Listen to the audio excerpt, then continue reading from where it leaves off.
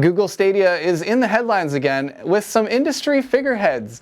Not really sure what's going on here, but Drew and I discussed this in today's episode.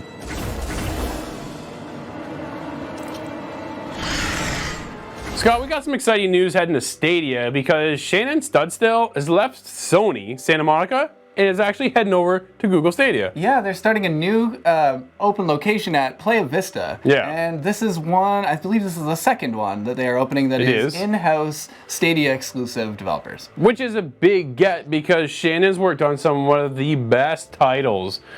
God of War, ring a bell? Yeah, that's a big one. Right? Like Game of the Year last year, 2018. That one was a huge staple, and she was a part of that. She's a part of Journey. She's got such a long list of games she's been involved in, so I can see why they snatched her up. Yeah, this kind of goes along with the Jade Raymond and some of the other industry people that they're pulling from here and there and just kind of assembling their own team.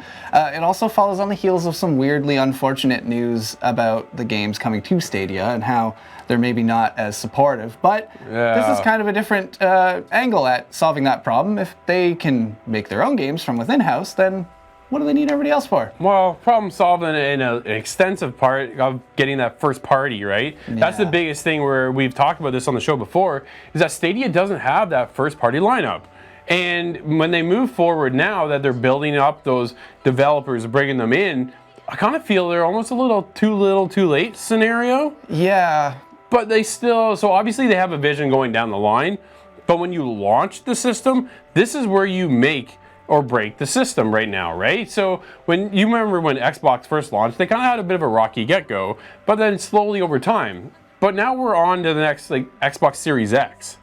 So is that like how long are we have to wait for Stadia to kind of play that catch-up when they've already launched? Basically their best game right now on there is Guilt. Yeah, and well, are they going to be able to compete with some of the things that are coming out in the next console edition? Like, are they really going to be able to tread water with some of these other big people in their own in-house studios?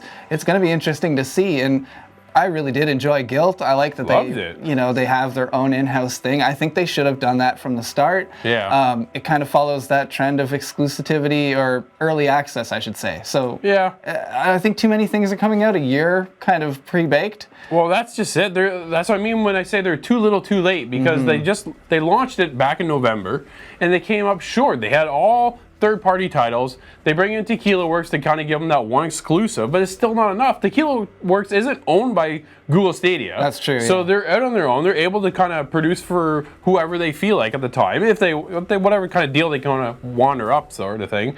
But at the same time, you need Shannon then to come in and go, okay, you know what, guys, this is what we need to do. But I feel like they should have taken her 2 years ago, not now. We're great, you know, and I'm happy for Shannon that she's gone over there, and I'm excited to see what she brings to the table and what Jade Raymond's going to bring to the table going forward with Stadia, because I'm a Stadia supporter. I'm a Stadia believer in the future of streaming tech and all that stuff.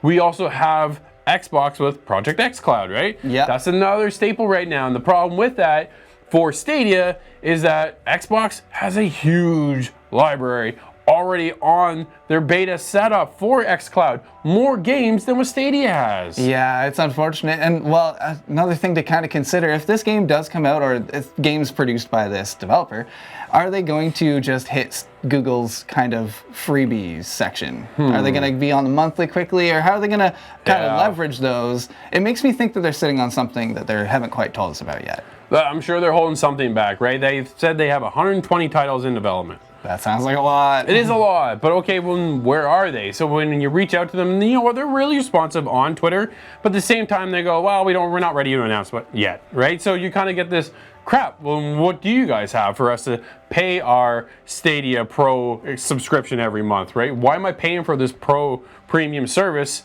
and there's nothing really there that's new compared to going to Xbox or PlayStation? Yeah, you'd have a real hard time sitting on your hands if you did have a big announcement to bring up like that. That would kind of get you into where it needs to be. And with the future being uncertain, we don't know if Stadia is going to kind of stay around. I don't know. Obviously, I think Shannon got some pretty good info as to why she would want to go there, coming from off of God of War, right? So, you know what? Again, looks good, but it looks great on paper, but I can't wait to see what Shannon does in the end. I want to see what she's going to bring to the table, and hopefully we get something sooner than later.